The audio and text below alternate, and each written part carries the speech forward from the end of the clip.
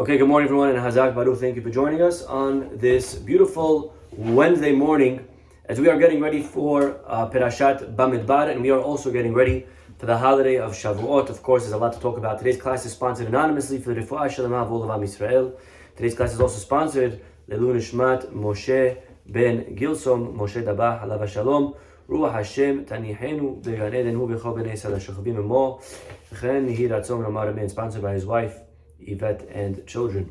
Rabotai, our Perashat Bamidbar begins with the counting of the Jewish people, and we are given a tally, a total of how many per tribe, Reuven, Shimon, etc., etc.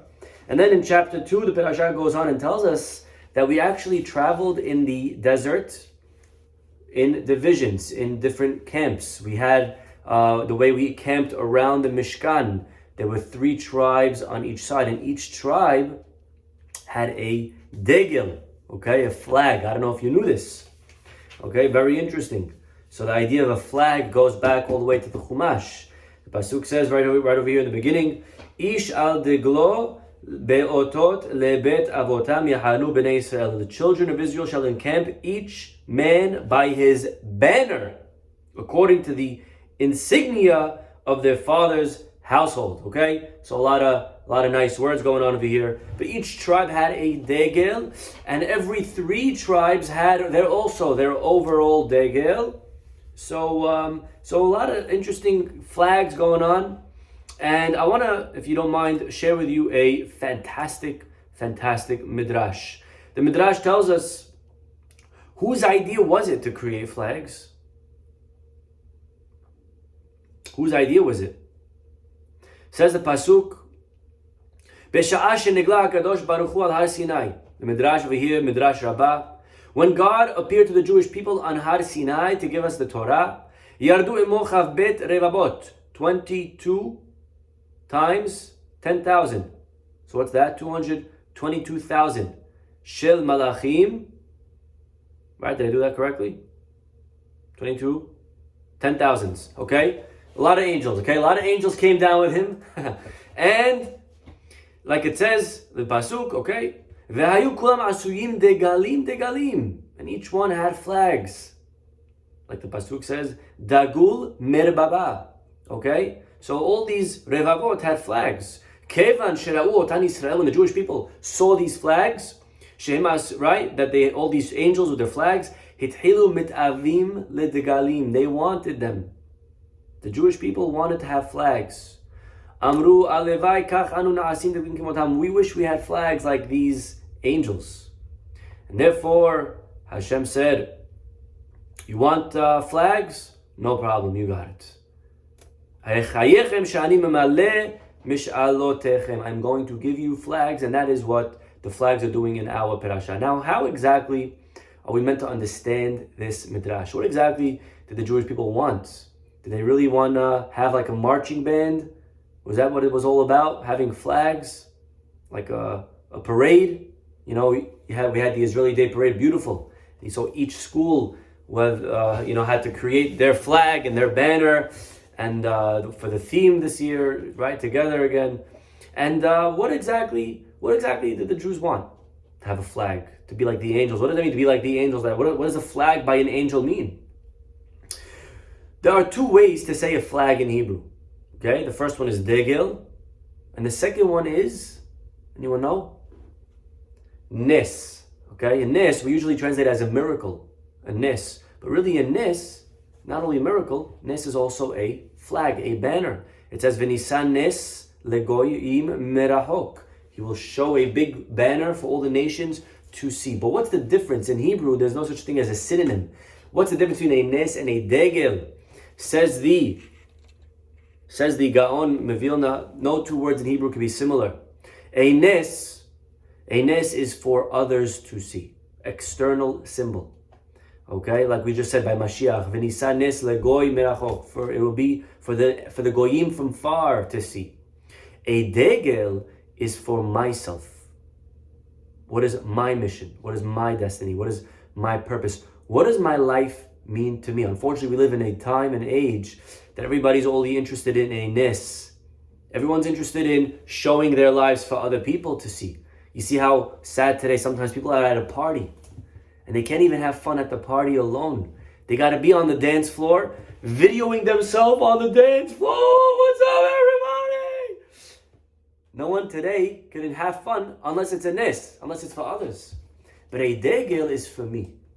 What am I doing? What does my existence mean to myself? So therefore, you'll find that the word nis is always used in relation to a mountain. Because what do you do on a mountain? You stand on top and you preach. A degel is not used in reference to a mountain. A degel is used with a desert, a midbar, the wilderness. There is nobody there. I'm the only one, and I have to find myself. I have to discover myself. I have to find out, what does my life mean to me? It's something that we all had to think about in the dead of COVID, when there was no more parties and there was no more outside, and it became a time of introspection and reflection and figuring out to myself, what does my life mean? And a lot of people found themselves in COVID. A lot of people lost themselves in COVID. A lot of marriages, unfortunately, were broken in COVID because people for the first time actually had to sit and face this person that they were married to after many, many years. But they had to actually confront the issue that they were able to ignore all this time. In Jewish tradition, my friends, an angel, a malach, has one purpose. An angel has one shlichut. We know an angel cannot have two missions. But that's something beautiful. At least the angel has one, and he knows what his mission is. An angel knows what he was created for. And so a degel is symbolic of an angel, of a shlichut, of a mission. And an angel knows what's his degel. And that's what it means that the Jewish people saw. Each angel had a degel. Each angel has a purpose. And they wanted to nitavu, they wanted to be like the angels. They wanted to know, what do I stand for? What is my purpose? What am I here to do in this world? And don't say to make money or to have a career. Those are means to an end. But what's my end? What's my goal? Simon Sinek in his famous TED Talk discusses the power of why. Most people know what they do and many know how they do it. But why do we do what we do? Why are we here? Why do we exist? And why should anybody care? That's a very, very powerful question that we need to ask ourselves constantly. Throughout our lives, we have to constantly take a break and stop and reflect. That's what we have Shabbat for. That's what we have the holidays for. But like the angel, we must consider life like a mission. And we must know that after our pilgrimage down here to planet Earth, we will have to report back one day and answer to God, how did we do? How did we perform? What are we here? Why am I here?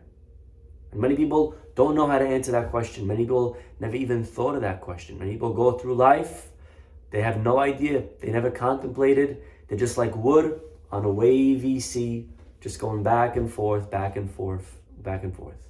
People today lack identity. They don't have a degel.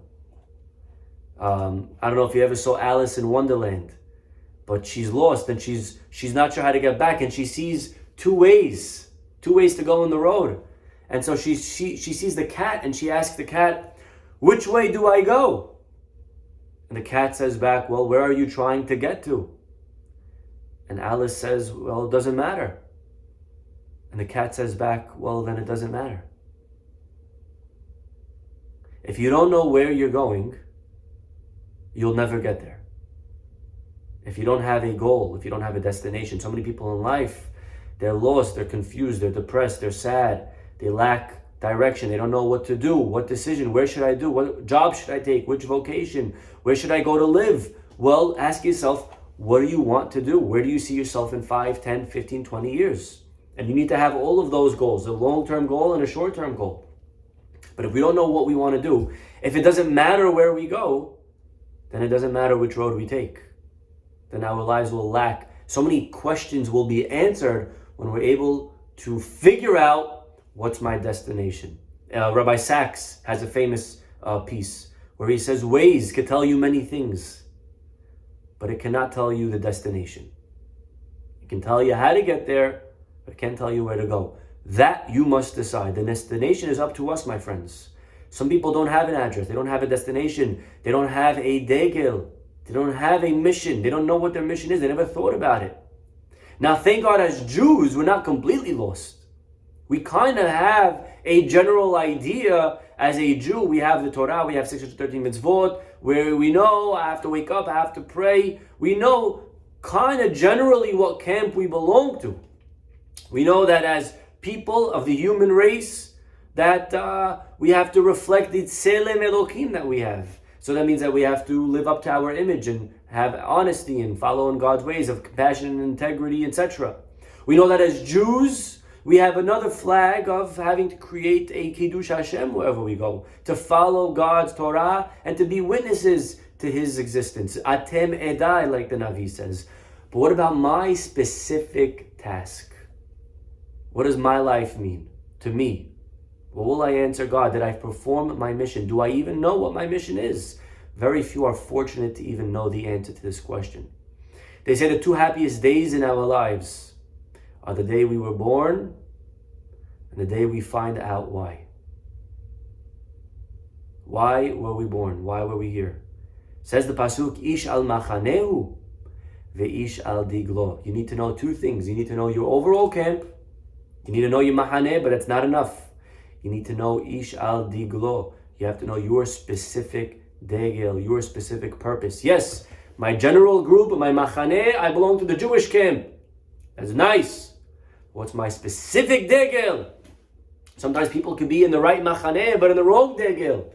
The story is told of the Chafetz Chaim, where one night on Yom Kippur, he saw a rich guy reading Tehillim all night long with all the other poor people in the synagogue. The Chafetz Chaim went to him, he says, close the book. Go home, go to sleep. He says, what do you mean? Rabbi, I'm not supposed to read Tehillim? It's Yom Kippur night.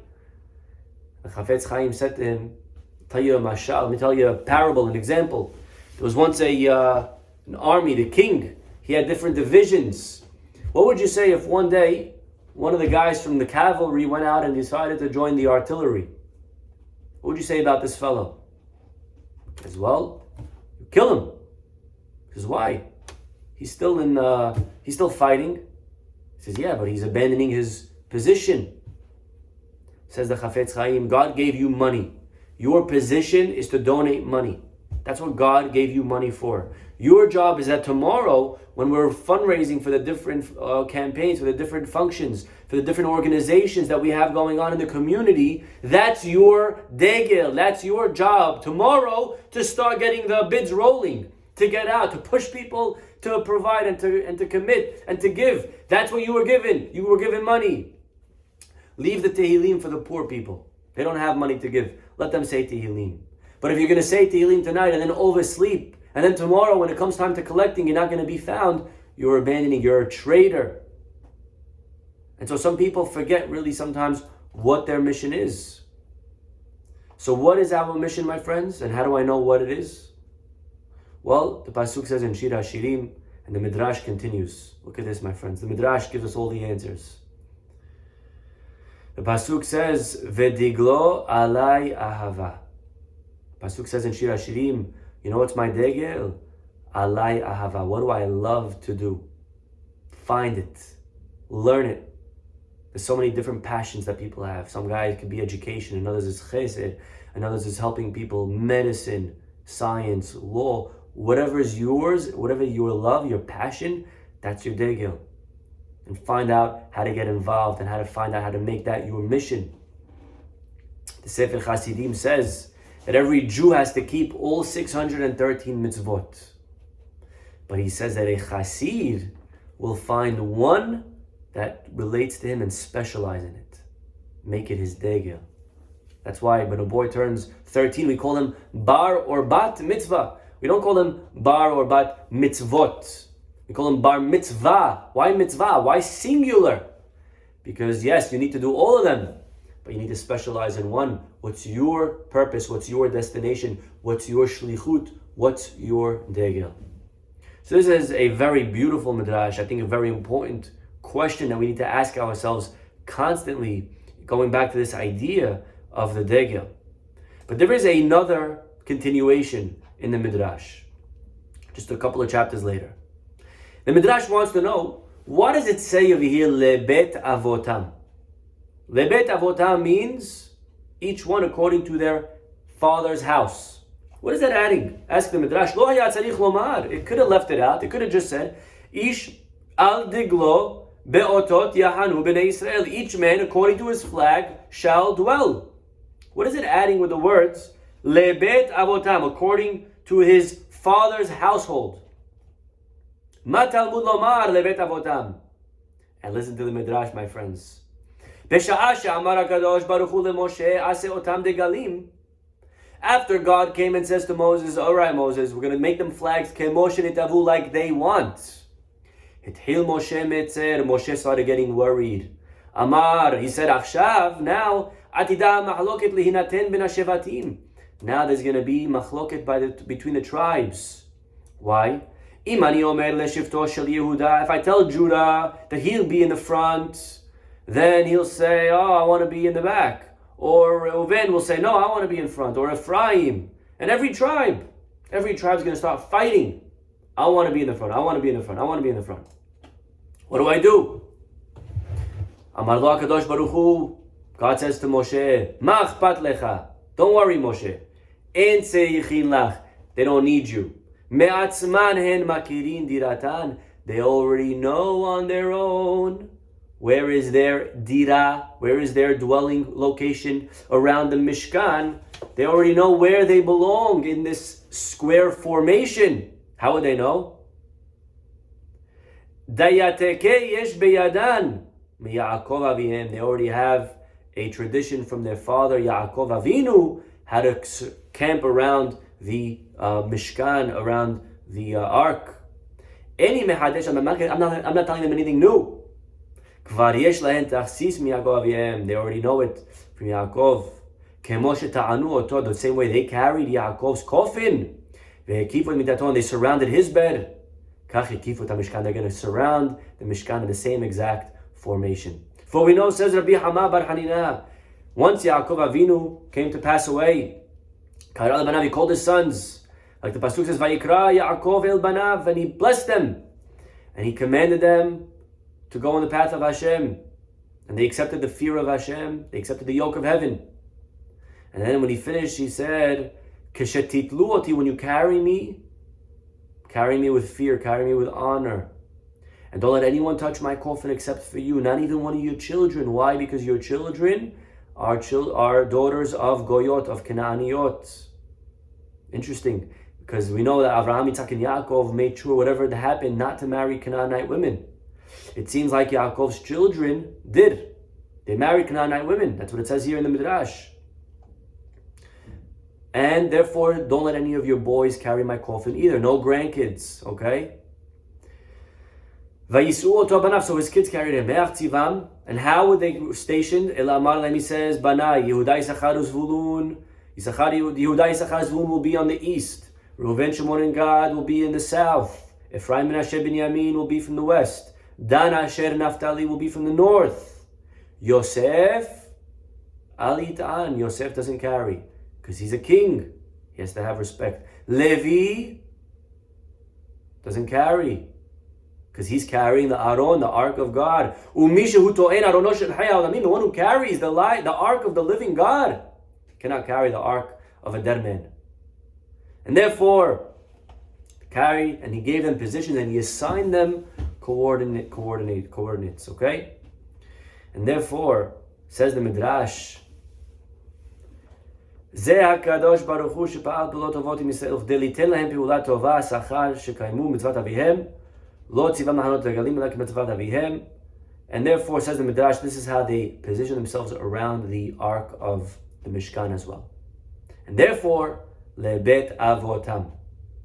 Therefore, the Pasuk says, lebet avotam ke'inyan, the same way shehikifu, that they surrounded mitat avihem, their father, kach yahanu sotu, that's how they shall camp in the desert. So what is going on in this Midrash? This Midrash is telling us something phenomenal. Moshe is worried that if you create flags, there's going to be competition. There's going to be jealousy. Why are we jealous, my friends? A lot of times we're jealous.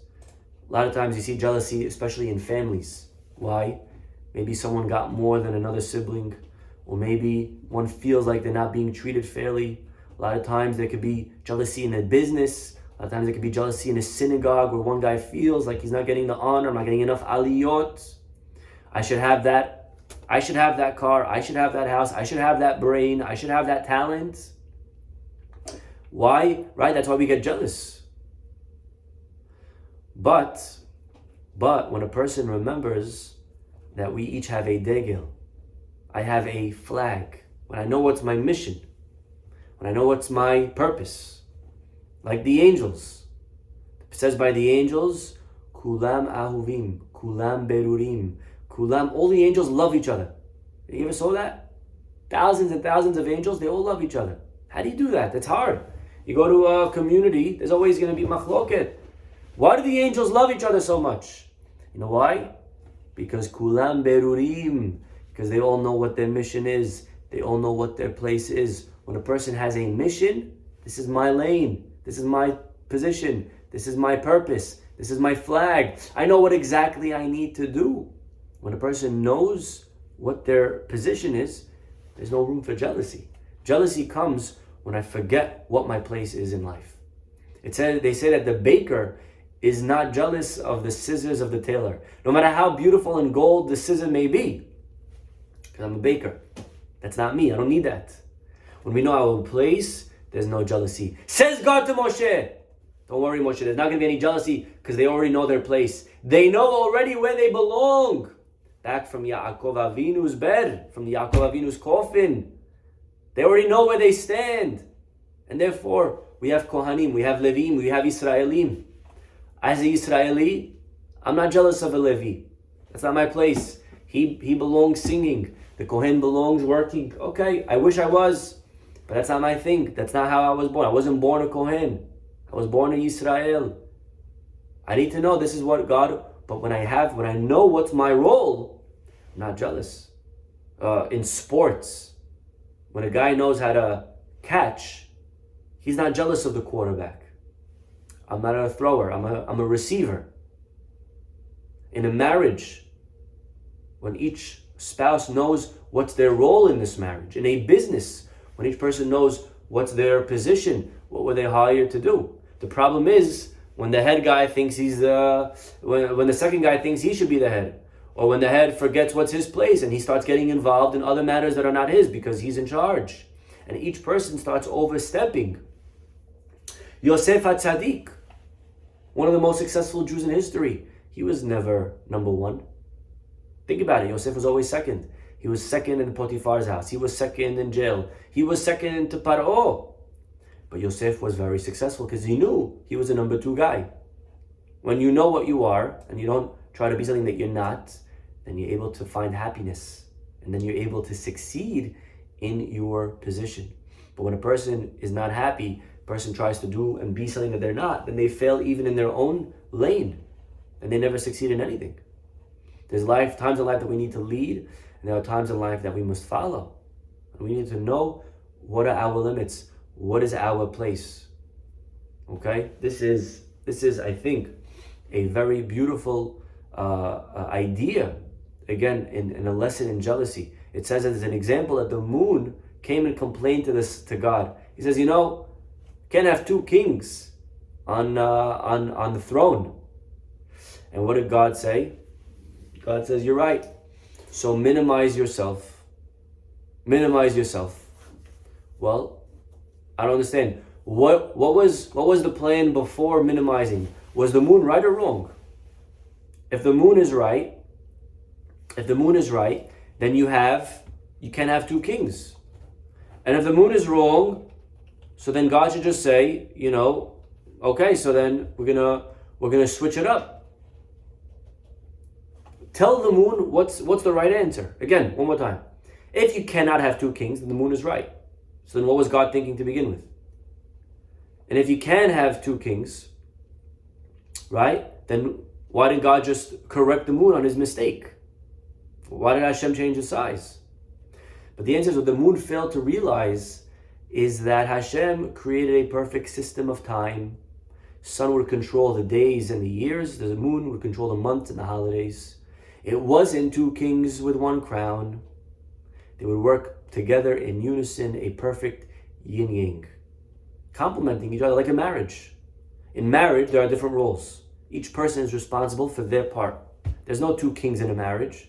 It's two individuals uniting for the greater whole. And the moon fails to realize and to see the union for what it really was. The moon wanted its own identity. And Hashem said, if you can't see the value of a united whole, then you must reduce yourself, because you're right, two kings cannot share the same crown. So part of life is knowing, again, where do I fall in this business? A lot of times when a person moves into a different location, to a different job, they try to find themselves. They're not sure, where am I needed? What's my role? And it could be a tough 6 months sometimes until you figure out, where are you needed? What's your job? But then just, what you're here to do, what you're here to accomplish, and you could build and accomplish amazing things.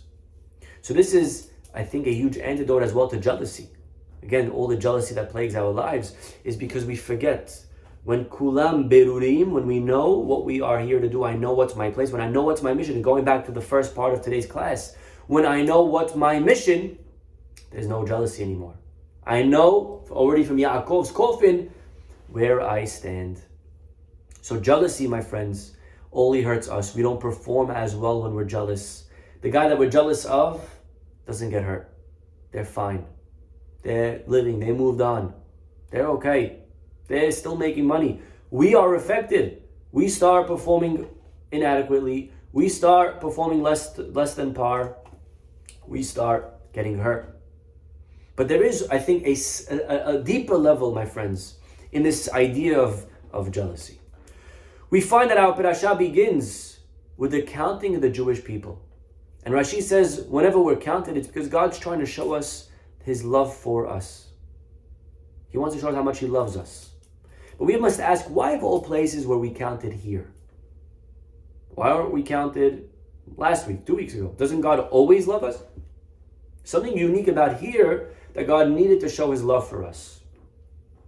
And our rabbis explain, because if we follow the parasha to the next chapter, after God counts the Jewish people and then He shows them where they camp around the Mishkan, who was counted next in a separate category? The counting of the Leviim. The Leviim were counted in a different way, different age, different tally. And the Leviim actually had to camp in between us and the Mishkan. Just imagine, the Jewish people, God gives them their positions. They start camping, each one around the tabernacle. And then God says, oh, by the way, sorry, I forgot to tell you, I need you to take 2,000 steps back, because we need to make room for the Leviim. You're sitting in the Leviim spot. Can you imagine? Just imagine you were sitting, at a dinner. Sometimes I have, people sit, at my house for the Shabbat. And I need to sit somebody in a certain seat. And this person's a guest, or this person may be a relative, or this person, and they have to ask maybe someone else to please, this is their seat, or this was saved, this was reserved. Or in a synagogue, there's a makom kavua for a guy. Imagine being asked to get up and move your seat. It's very uncomfortable. It's very embarrassing. It could create a lot of envy. Oh, what? He's better than me? Why give him my seat? I don't deserve this seat, right? And Hashem asked the Jewish people to move 2,000 feet back, 2,000 amot back, which is 3,000 feet almost, right?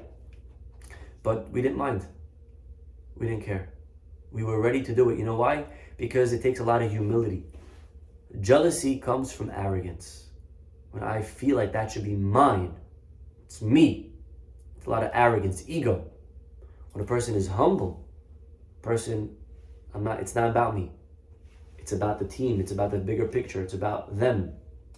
And so the Jewish people had that humility. And when we're ready to give up of our honor for HaKadosh Baruch Hu, Hashem will eventually vindicate that honor for us. And so God comes down here specifically and says, I'm counting you, and I need you to know how proud I am of that humility that you had. So that's what the counting is doing in our parasha. And as well, my friends, to remember that in life, don't forget, when we do more, Hashem will give us more. A lot of us want to receive all the money. We want to receive a lot of time. We want to receive all the resources and the talents to do. And I want to be like that big guy. I want to do all those big things. We have to remember that we get him if we deserve him, when we prove ourselves. There's a guy in a synagogue who, whenever Aniyim come to collect, this guy, he gives money with the biggest smile. Like I'm telling you, the book Ahavat Chesed of the Chafetz Chaim? This guy has Ahavat Chesed. A lot of us think we love Chesed, but we don't love Chesed. We do Chesed, but we don't love Chesed. You know what's loving Chesed mean? Here's a good litmus test to know if you love Chesed. You ready? Ask yourself the following question. When you see a poor guy at the synagogue or in the streets, or someone calls you up and they're trying to solicit, what goes on in your head? Oh no, again. Why always me? I hope they don't see me. Let me run out from the back door, all right? Then you don't love Chesed. Even if you give him, maybe you do Chesed, you don't love Chesed. It says the Chafetz Chaim, if you love Chesed, you put an ad in the paper. Anyone need a place to stay? Please call up this number, 917, And then you put your enemy's number. Okay, so that's a guy who loves Chesed. You love Chesed means you're looking for opportunities for Chesed. This guy, telling you, he loves Chesed. Whoever came, he pulled out money with it, showering the guy, 20, 50, 100, happy to give it, happy to give it, happy to give it. I'm like, oh my gosh, how does this guy have the patience? I give like $1 and I'm like, already sweating it out, and I'm getting annoyed at the second guy. This guy's giving 100 at a time. You know why? Hashem gave him the money because Hashem sees that he's the one giving. We have to initiate sometimes. We have to show and prove ourselves. When we give the 10%, God says, okay. So I see that if I give you, you're going to give 10%, so I could up it. Now, instead of you making 200,000, 300,000, 400,000 a month, a year, or a month, amen, you're going to make, I'll give you 800,000 a year. When a person makes more and they keep giving more, a lot of times we make more, but we keep giving what we used to give, what we used to make. The 10%, my friends, is not when you started off as a bachelor. The 10% is what you're up to today. Person's giving more, God says, okay, so I can keep giving you more, because the more you give, the more responsible I see that you are. So anyways, I think these are very powerful points, important lessons of mission and purpose, lessons in jealousy, remembering that when we know our purpose, when we know our place, when we know our degel, when we know our flags, then the jealousy that we have in our lives, we'll realize that maybe there's no need for it. We'll be able to love people, kulam ahuvim, kulam berurim, because we are clear. And then we'll be zocher, my friends, to the pasuk. Neranena bishuatecha. May we rejoice in God's salvation. Ubshem Elohenu nidgol. In the name of God, we will raise our degalim high for everybody to see, Be'ezrat Hashem. Okay, let's stop over here. Have a wonderful day, God willing. We'll see you all tomorrow. Bye-bye.